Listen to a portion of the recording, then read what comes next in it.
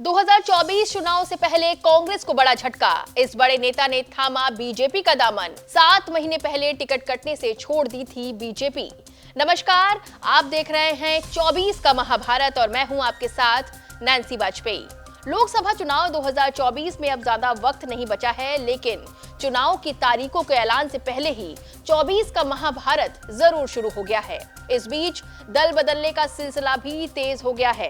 इसी कड़ी में चुनाव से पहले दक्षिण भारत में कांग्रेस को बड़ा झटका लगा है। ऐसा हम इसलिए कह रहे हैं क्योंकि कर्नाटक के पूर्व मुख्यमंत्री और लिंगायत समाज के बड़े नेता जगदीश शेट्टार ने कांग्रेस का हाथ छोड़ दिया है और 7 महीने बाद बीजेपी में घर वापसी कर ली है।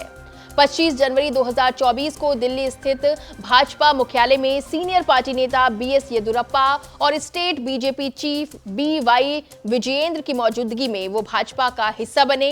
भाजपा की सदस्यता लेने के बाद जगदीश शेट्टार ने कहा है कि पार्टी मुझे पूर्व में कई जिम्मेदारियां दे चुकी है, कुछ चीजों के चलते मैं कांग्रेस में चला गया था। आपको बता दें कि बीजेपी में आधिकारिक तौर पर जाने से ठीक एक दिन पहले यानी कि 24 जनवरी 2024 को जगदीश शेट्टार की गृह मंत्री अमित शाह से मुलाकात हुई थी।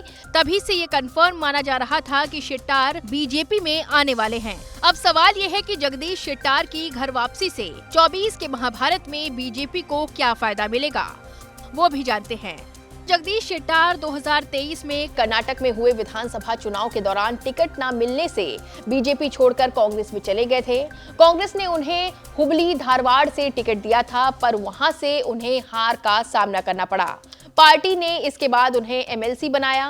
बेशक वो विधानसभा चुनाव हारे हों, लेकिन उत्तरी कर्नाटक में जमीनी स्तर पर उनकी अच्छी पकड़ मानी जाती है। वो लिंगायत समुदाय के बड़े नेताओं में हैं। बीजेपी में उनके जाने से एक बार फिर पार्टी को इस वोट बैंक का फायदा मिलेगा। वहीं जगदीश शेट्टार के जाने से कांग्रेस को क्या नुकसान होगा, वो भी बताते हैं। कांग्रेस की अगर बात करें तो जगदीश शेट्टार के जाने का उसे काफी नुकसान उठाना पड़ेगा।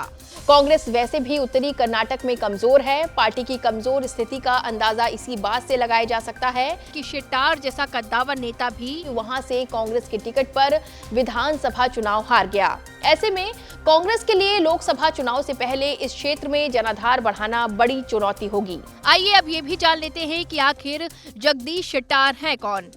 जगदीश शेट्टार कर्नाटक के पूर्व मुख्यमंत्री रह चुके हैं। वो हुबली मध्य धारवाड़ निर्वाचन क्षेत्र से 6 बार के विधायक भी रहे हैं। इससे पहले उनके पिता भी कर्नाटक की राजनीति में बड़ा नाम थे।